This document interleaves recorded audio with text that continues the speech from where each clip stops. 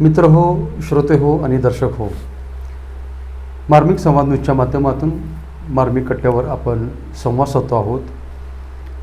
पंढरपूरमधील आमचे मित्र, संगणक क्षेत्रातील तज्ज्ञ माननीय श्री राजेश विभूते सर यांच्याशी. विभूते सर, मागील प्रश्नामध्ये तुम्ही सांगितलं की पुढच्या 5-10 वर्षामध्ये आपल्या संस्थेच्या माध्यमातून आपल्याला काय करायचं आहे. नवीन पिढी घडवायची आहे, नवीन भारत घडवायचा आहे. त्या भारत घडत असताना आपल्या पंढरपूरचा सुद्धा कुठंतरी सहभाग पाहिजे आणि पंढरपूर घडताना सिलिकॉन कॉम्प्युटर इन्स्टिट्यूटचं नाव त्याच्यामध्ये घेतलं गेलं पाहिजे. सर, हा प्रवास खूप खडतर होता. आम्ही पाहिलं आहे की उन्हाळ्यामध्ये ज्यावेळेस बॅचेस असतात त्यावेळेस तुम्हाला जेवायलासुद्धा मिळत नाही. लाईटचा प्रश्न मध्यंतरी होता. सुरुवातीच्या काळामध्ये तुम्हाला भारनियमन होतं. सुरुवातीच्या काळामध्ये तो तुम्ही प्रश्न फेस केलेला आहे. मग हे सर्व करत असताना आपले काही सहकारी असतात, कुटुंबीय असतात. मग ह्या सर्वांचा पाठिंबा मिळत असतो. आपल्या हितचिंतक असतात. मग कुटुंबीय, सहकारी किंवा अन्य मित्रमंडळी यांचं योगदान तुमच्या यशामध्ये कसं आहे ते आम्हाला जाणून घ्यायला आवडेल. रवीजी, खरं म्हणलं तर हा माझ्यासाठी खूपच अगदी भावनिक प्रश्न आहे. खरं सांगायचं तर कोणताही व्यक्ती असतो तो एकट्याने मोठा होत नसतो. व्यक्ती असेल, संस्था असेल, त्याच्या यशापाठीमागं त्याला मदत करणारे अनेक हजारो हात, शेकडो म्हणा किंवा हजार हात असतात. आणि माझ्या 25 वर्षाच्या या माझ्या प्रवासामध्ये माझं कुटुंब असेल, माझे सहकारी असतील, हेच माझं सगळ्यात मोठं बळ होतं.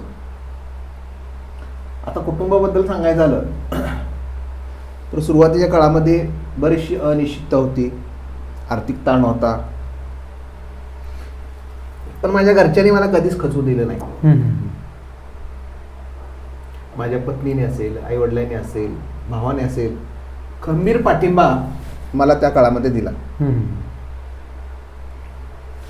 रात्री उशीरपर्यंत संस्थेमध्ये काम करायचं. तुम्ही सांगितल्याप्रमाणे लाईट गेल्यानंतर बऱ्याच वेळेला उशिरापर्यंत बॅचेस चालायच्या. कधी कधी रविवारी सुद्धा सुट्टीमध्ये विद्यार्थ्यांना वेळ द्यायचो. पण माझी पत्नी असेल, माझी कुटुंबीय असेल, यांनी कधीही तक्रार केली नाही. उलट त्यांनी मला प्रोत्साहन दिलं. आणि जर त्यांचा हा जर आधार खरा नसता तर हा जो 25 वर्षाचा प्रवास आहे तो इतका सुंदर झाला नसता. आता सहकाऱ्यांबद्दल बोलायचं झालं तर माझे सहकारी हे काय फक्त माझे कर्मचारी नाहीत, तर ते माझ्या एक मिशनचे भागीदार आहेत, मी असं मानतो.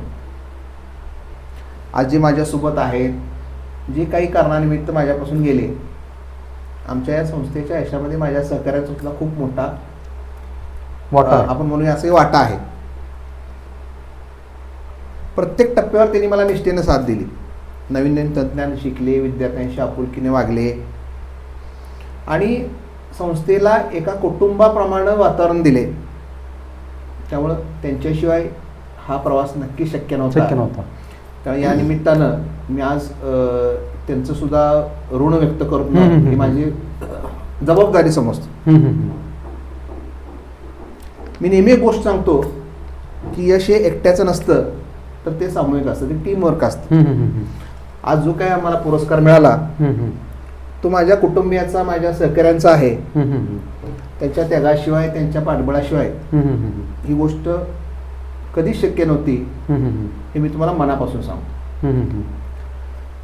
म्हणजे यश आल्यानंतर, यश मिळाल्यानंतर ते यशाचे जे आपले भागीदारी आहेत, जे तुमचा सहकारी असेल, तुमचा 25 वर्षापूर्वी तुम्हाला कोणी सहकार्य केलं तर तो सहकारी तिथंपासून कुटुंबीय, मित्र, सहकारी, गुरु आणि आजपर्यंत तुमचे जे सहकारी आहेत, शिक्षक वर्ग असेल किंवा इतर कर्मचारी असतील, या सर्वांचा एक योगदान, सर्वांच्या योगदानाचा हा परिपाक म्हणून तुम्हाला हा चांगला पुरस्कार मिळाला आहे. आणि ते तुम्ही महत्त्वाचं म्हणजे मान्य करता, हे तुमच्या मनाचं खूप मोठेपण आहे.